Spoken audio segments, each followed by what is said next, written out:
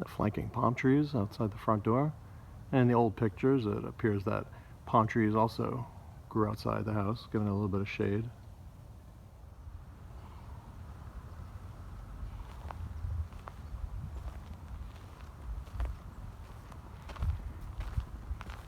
And we're going to take a walk up to the house and get a tour.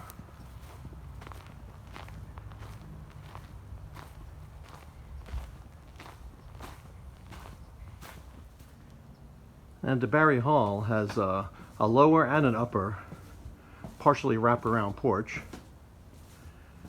And these porches, they face the river.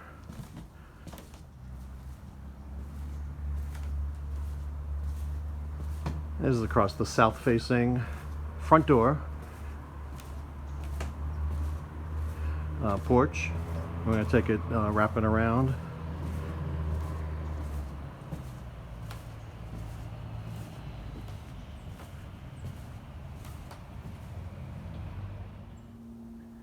This is the DeBary Historic Site in DeBary, Florida.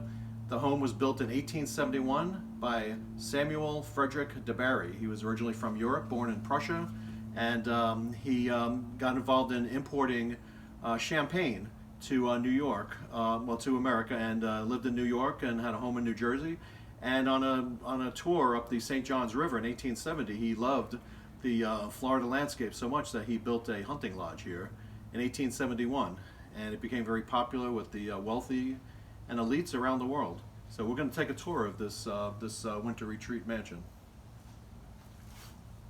I'm going to ring the doorbell,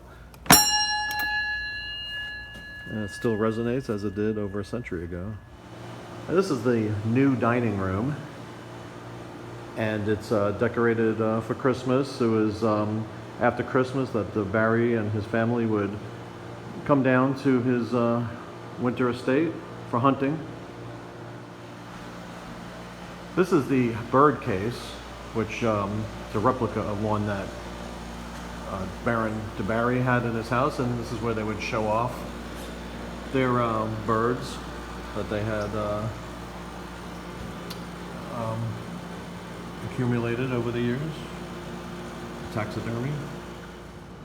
This is Baron DeBary's family, and this is Baron Frederick DeBary himself, and this is his children,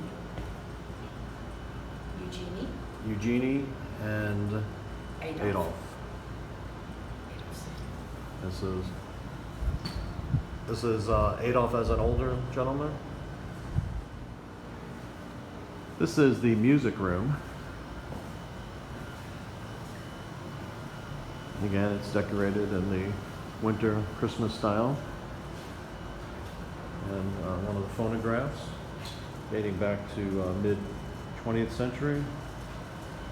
Fireplace. Phonograph with the cylinders. This is a really nice piece here.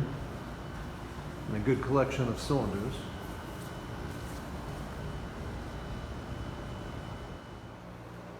And this is the original front door of the house with the stained glass windows. This is the library. A piano.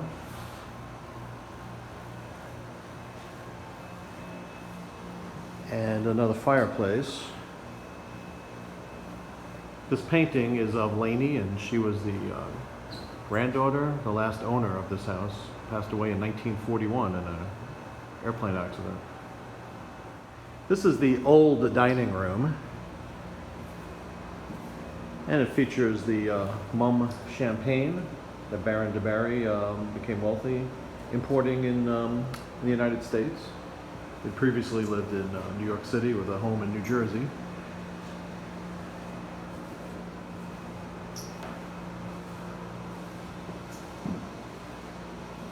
And some of the ladies of the family, and a fireplace.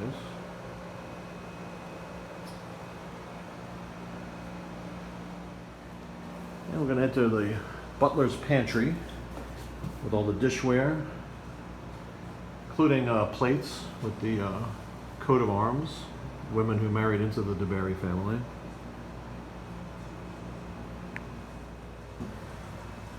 We're entering the kitchen. Originally it was a fireplace in the 1920s or so. That's when the cast iron oven was put in. These are the ringers. When anybody would press a button in a room, it would actually point, those dials would point to what room to report to. And other features of the kitchen, some of them more modern, not from the day of Baron DeBary. Breakfast would be served at 4:30 for the hunters on their way to hunt quail and other animals. This is the second kitchen, including a sewing machine. This is the ice box, and it dripped through the floor into the ground.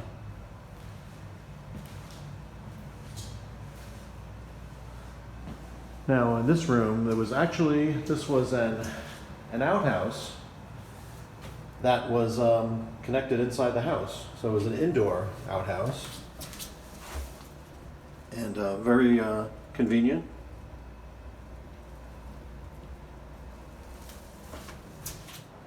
This is a John Audubon print.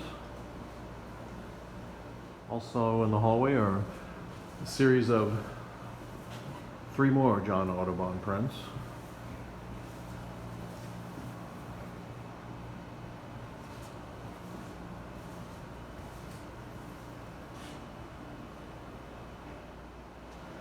And outside the front doorway is the staircase leading up to the second floor.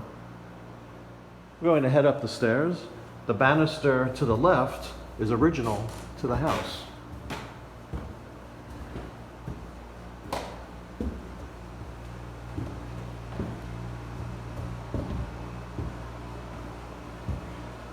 And this brings us to the second floor. We're in Baron DeBary's bedroom.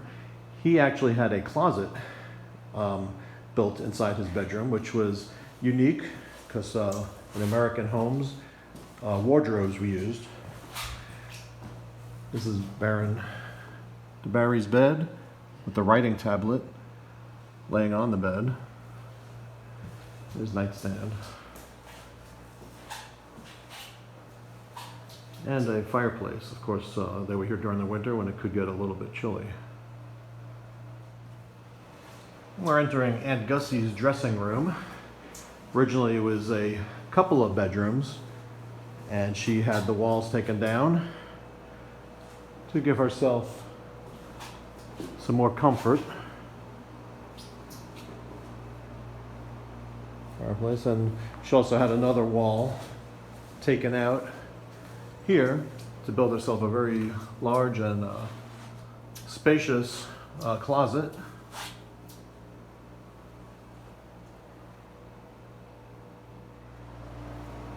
This is a children's bedroom. Possibly could have belonged to Lainey. This dress here actually did belong to Lainey. She owned 74 dolls, which was quite a feat for a young girl.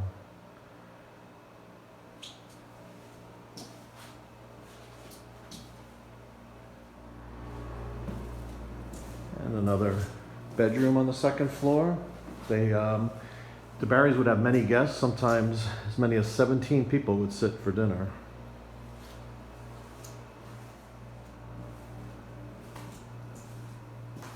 I believe there were 10 bedrooms in this house? Originally, yes. Originally 10 bedrooms for their guests. 8, I'm sorry. Okay, 8 bedrooms originally in the house for their many guests.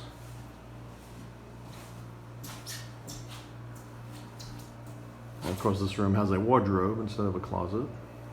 Now, many celebrities and famous politicians stayed in this house, including President Ulysses S. Grant, President Chester Arthur, and President Grover Cleveland. And also the Prince of Wales, who later became King Edward VII, also stayed at DeBary Hall.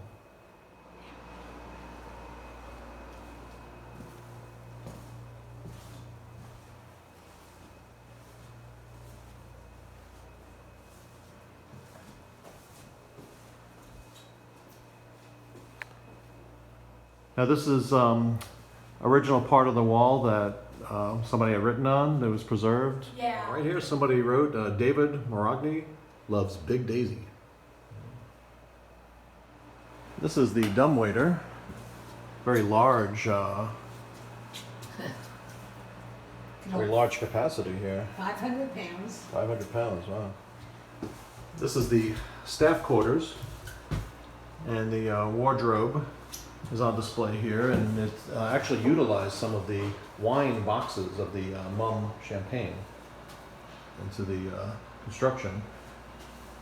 And they also left some of the construction of the walls under the plaster visible, as well as ceiling, construction of the ceiling above.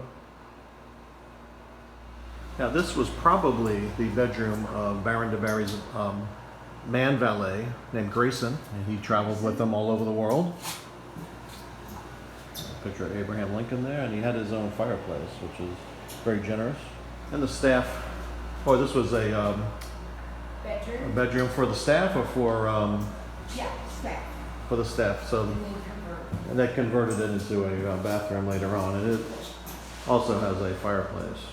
And Baron DeBary actually had gravity flow plumbing. He had 2 cisterns in the ceiling on the next floor, and they would flow down, and water would be operated out of this into a sink. This is the ice house. It's one of the earliest outbuildings related to the DeBary winter estate. It was built in the 1870s.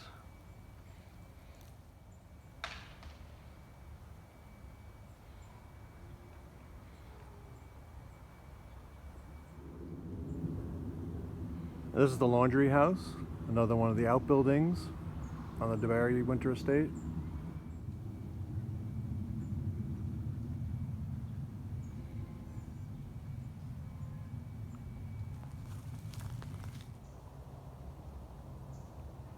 This is the tenant house. It was built in about 1878, and this is where the workers who took care of the property stayed, and took care of the seasonal guests that came for hunting and other purposes to visit Baron DeBary.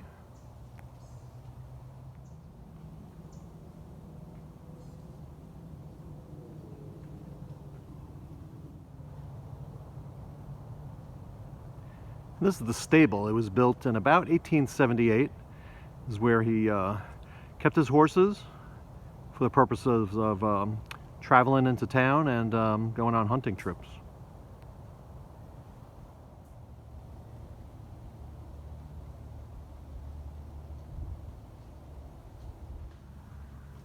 And on display are a couple of carriages.